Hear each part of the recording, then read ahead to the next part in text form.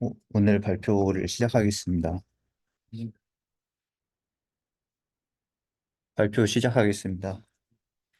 제가 오늘 발표할 논문의 제목은 The Design and Implementation of a Capacity Variant Storage System입니다. 이 논문은 베스트 24년도에 발표되었습니다. 우선 백그라운드부터 설명을 드리겠습니다. 현재 스토리지 시스템은 고정된 크기의 스토리지 용량을 유지하는 픽스드 캐패시티 앱스트랙션을 호스트에게 보여주고 있습니다. 이러한 픽스드 캐패시티 앱스트랙션의 경우 디바이스 내 부분적인 실패를 허용하지 않고 있습니다. 그런데 플래시 소자의 경우에는 정해진 수명이 존재해서 특정 영역에 노화가 지속되는 경우에 문제가 생길 수 있는데, 이를 해결하기 위해서 SSD 내부에는 웨어 레벨링 메커니즘이 존재하게 됩니다. 그런데 사실 이 웨어 레벨링 방식에는 지불해야 하는 비용이 있는데요. 그것은 바로 디바이스의 전체 생애 주기 동안에 쓰인 데이터가 증가함에 따라서 트로풋이 감소한다는 점입니다. 그래서 오른쪽 그래프에 보시면은 가로축에 제 토탈 데이터 리튼 페타바이트가 있는데, 쓰인 페타바이트마다 실제로 리드 스루풋이 지속적으로 감소하는 것을 보여줍니다. 그래서 이 문제를 해결하기 위해서 기존의 다양한 방식의 기술이 제한되었는데, 그중 하나로는 머신러닝을 통해서 페일 슬로우 심톰을 찾아내는 방법입니다.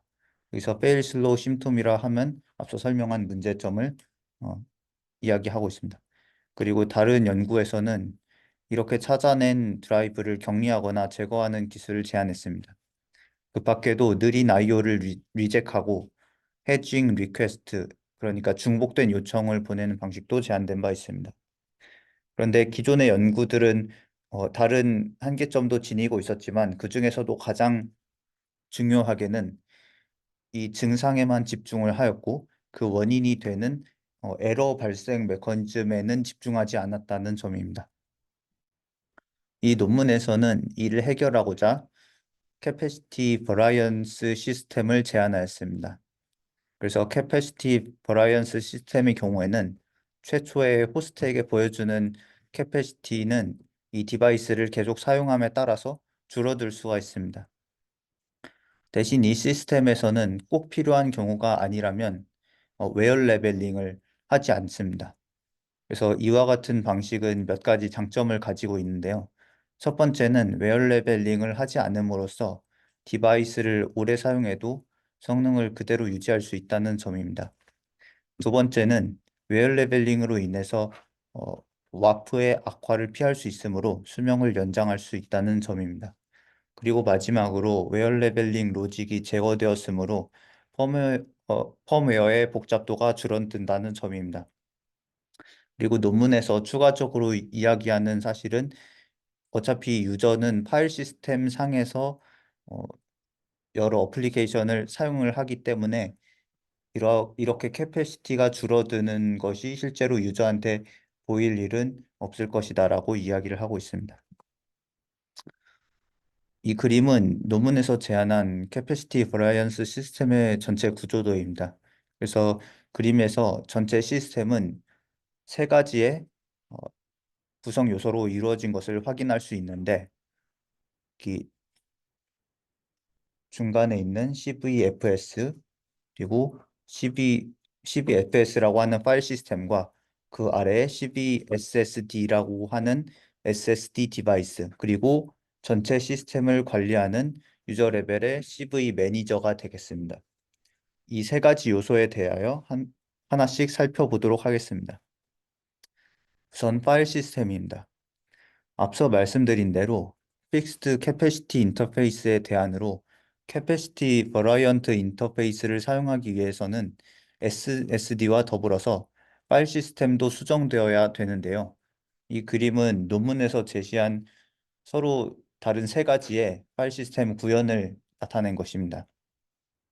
그래서 앞서 말씀드린 새로운 앱스트랙션에서는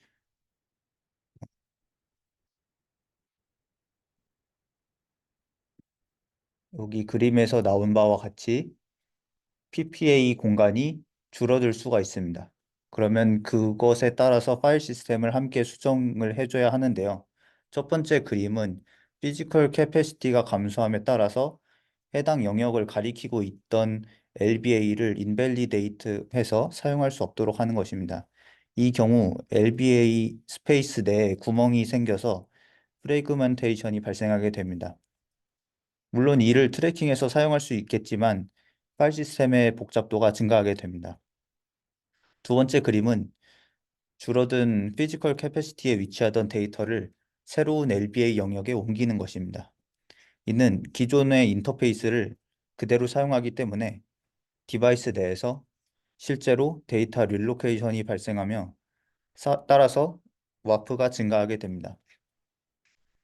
세 번째 그림은 FTL에 존재하는 맵을 활용하여 해당 매핑 엔트리만 바꿔주는 것입니다. 그런데 이를 위해서는 새로운 인터페이스는 추가되어야 됩니다. 이 방식은 앞서 설명한 두 가지 방식에 비해서 이점이 명확하기 때문에 CBFS에서는 이러한 방식을 사용했습니다. 그리고 여기에 추가되어야 되는 새로운 인터페이스는 리매핑을 하는 것인데요. 그 리매핑 커맨드는 아래 이와 같이 표현될 수 있습니다. 이 리맵의 파라미터로는 소스 LPN, 여기서 페이지 넘버를 의미를 하고, 그다음에 데스티네이션, 그리고 소스의 랭스와 데스티네이션의 랭스, 이런 식으로 파라미터가 구성되게 됩니다. 여기서 데스티네이션 랭스의 경우에는 일반적으로는 소스 랭스가 있기 때문에 필요가 없지만, 만약에 필요하다면 파일 시스템에서 IO 얼라인먼트를 보장하는 용도로 사용을 할 수 있습니다. 다음은 SSD에 관한 설명입니다. CVSSD는 기존의 웨어 레벨링을 피하는 방식으로 동작하며 오히려 웨어가 많이 진행된 블락의 노화를 오히려 가속하는 것을 목표로 합니다. 웨어 레벨링은 기존에 사용되던 웨어 레벨링 방식에는 크게 두 가지로 구분될 수가 있는데요. 첫 번째는 다이내믹 웨어 레벨링과 두 번째는 스태틱 웨어 레벨링이 되겠습니다. 우선 다이내믹 웨어 레벨링이 무엇인지 설명하자면 빅팀을 선택하는 과정에서 일반적으로는 인밸리드 레이소가 가장 높은 것을 선택하게 됩니다. 그런데 웨어 레벨링을 조금 고려를 했을 경우에는 AG라는 기준을 약간 추가하여 빅팀을 선택하게 됩니다. 그런데 CVSSD의 경우에는 어, 그러한 기준을 포함시키지 않고 조금 다른 방식으로 빅팀을 선택하게 됩니다. 두 번째로 스태틱 웨어 레벨링의 경우에는 다이내믹 웨어 레벨링만으로는 EC를 충분히 고르게 하지 못하는 상황이 있기 때문에 인위적으로 EC를 고르게 조절해 주는 방식이 되겠습니다. 이러한 방식은 CVSSD에서는 사용되지 않고 있습니다. 그래서 아래의 수식은 GC 과정에서 빅팀 스코어를 나타낸 것인데요. 인밸리드 레이시오와 더불어서 에이징 레이시오와 리드 레이시오를 참조하는 것을 확인할 수 있습니다. 여기 CVSSD에서 문제가 되는 상황은 리드 인텐시브 데이터가 AG가 높은 블락에 위치하는 상황인데요. 그 이유는 해당 블락은 AG가 높기 때문에 GC 대상으로 선정을 해서 어, 이후 라이트가 더 들어오도록 하는 것이 낮기 때문입니다. 따라서 만약에 에이징 레이쇼와 리드 레이쇼가 둘 다 높은 경우에는 빅팀으로 빠르게 선정될 수 있도록 하고 있습니다. 그리고 각 레이쇼 앞에 곱해지는 W들은 각 요소의 가중치를 의미합니다. 이 논문에서 시스템을 구현할 때는 W invalidity의 경우 0.4로 그리고 나머지의 경우 0.3으로 선택을 하였습니다. 그리고 CVSSD의 경우 degraded 모드가 추가로 존재합니다. 앞서 설명드린 일반적인 경우에는 CVSSD가 웨어 레벨링을 피하는 방식으로 동작하는데 그렇지만 유저 데이터의 총량을 유지할 수 없을 정도로 피지컬 캐패시티가 줄어드는 것은 막아야 됩니다. 그래서 피지컬 캐패시티가 너무 낮은 경우에는 웨어 레벨링을 하는 방식으로 동작을 해서 캐패시티 로스의 속도를 줄이게 됩니다. 이는 스토리지 관리자가 스토리지 시스템을 업그레이드 할 수 있도록 시간을 제공합니다. 마지막으로 CB 매니저는 전체 시스템의 용량을 자동적으로 관리하는 유저 레벨의 컴포넌트가 되겠습니다. 캐패시티 리덕션 과정은 전체적으로 다음과 같습니다. 우선 CVSSD에서 캐패시티 리덕션이 발생하면 CB 매니저는 노티를 받게 됩니다. 그러면 CB 매니저는 권장되는 로지컬 캐패시티를 파악하고 그 용량을 바탕으로 CBFS에 시스코를 통하여서 캐패시티 리덕션 요청을 하게 됩니다. 그러면 CBFS는 준비가 된 경우에는 리덕션을 진행하고 그렇지 않으면은 진행하지 않습니다. 그 결과는 시스콜의 리턴으로 CB 매니저에게 전달되게 됩니다. 그러면 그 결과를 가지고 CB 매니저는 CBSSD에게 캐퍼시티 리덕션이 성공하였는지 여부를 알려줍니다. 만약에 실패한 경우에는 CBSSD의 디그레이디드 모드가 작동합니다. 지금까지 CBSS의 전체 구조를 살펴보았고 구현에 대해서 말씀드리겠습니다. CBFS는 F2FS 기반으로 구현되었고 CBSSD는 FEMU 위에서 구축되었습니다. 그리고 리맵 인터페이스와 유저 스페이스 API를 지원하기 위해서 리눅스 커널이 수정이 되었고 또 파일 시스템을 포맷하기 위한 F2FS 툴도 수정이 되었습니다. 여기서는 FEMU를 사용하여 CBSSD를 구현을 하였는데 그 에러 블락에서 발생하는 비트 에러 레이시오의 모델을 다른 연구를 참조하여 이 수식과 같이 설정을 하였습니다. 여기에 나타나는 알파와 베타, 감마와 같은 파라미터들은 실제로 있던 TLC 플래시 칩을 기반으로 하여서 설정이 되었습니다.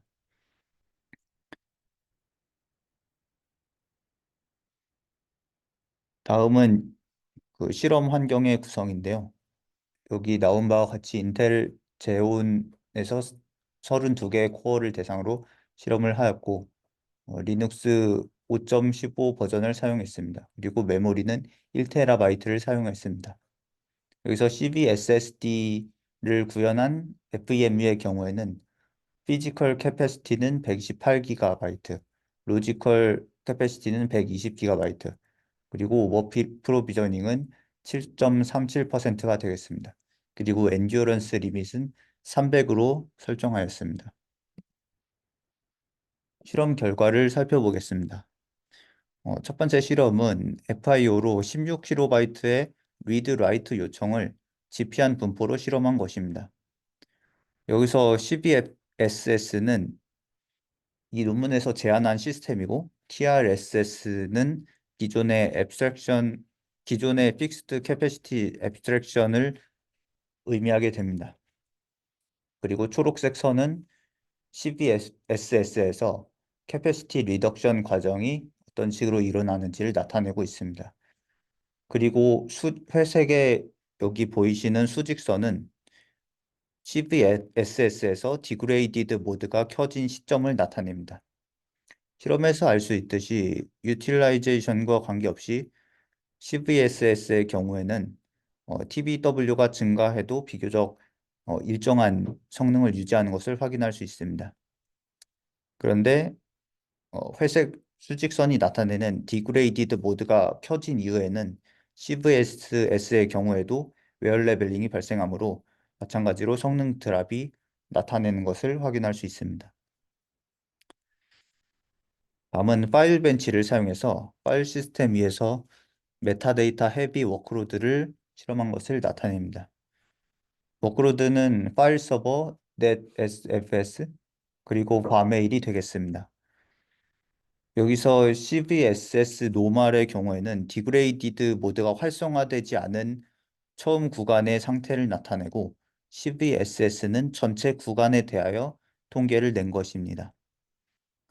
그래프에서 확인할 수 있듯이 에러 코렉션의 횟수가 CVSS에서 훨씬 적기 때문에 레이턴시 성능이 더욱 좋게 나타나는 것을 확인할 수 있습니다. 이는 그래프 D에서도 확인을 할 수 있는데 여기서 블락드 IO라고 하는 것은 낸드에서 수행된 리드 리트라이가 발생한 횟수를 나타냅니다. 여기서도 CVSS가 TRSS에 비해서도 훨씬 적게 나타나는 것을 알 수 있습니다. 그 이유는 CVSS의 경우에는 디폴트로 비트 에러 레이쇼가 5%가 넘어가게 되면 이후에는 그 블락을 리타이어 시키기 때문입니다. 반면 기존의 TRSS의 경우에는 인듀어런스 리밋에 도달할 때까지 블락을 계속 사용하게 됩니다. 이러한 디폴트 값은 유저가 명시적으로 바꿔줄 수 있습니다. 마지막으로 CVSS에서 수명이 얼마나 연장되었는지 확인하기 위한 실험입니다. 비교 대상으로 TRSS와 오토스트림을 선택하였습니다. 여기서 오토스트림은 멀티스트림드 SSD에 대해서 스트림 매니지먼트를 자동으로 수행해주는 시스템이 되겠습니다. 여기서 그래프의 가로축은 퍼포먼스 리콰이어먼트인데 이거는 최초 성능 대비 해당 시점의 성능 비율을 나타냅니다. 그리고 0.0의 경우에는 해당 드라이브를 사용할 수 없을 때까지 쓴 것을 나타냅니다. 그래프에서 확인할 수 있듯이 CVSS가 TRSS와 오토스트림 다른 두 시스템에 비해서 더욱 긴 수명을 유지합니다. 마지막으로 결론입니다. 이 논문에서는 스토리지 디바이스에 대한 캐패시티 버라이언스 앱스트랙션을 제안하였고 그러한 앱스트랙션을 위한 디자인 및 구현에 대하여 논의하였습니다. 이러한 새로운 앱스트랙션은 기존의 픽스드 캐패시티 앱스트랙션에 비해서 높은 성능과 수명 연장을 달성할 수 있다는 점을 실험을 통해 확인하였습니다. 이상으로 발표를 마치겠습니다. 감사합니다.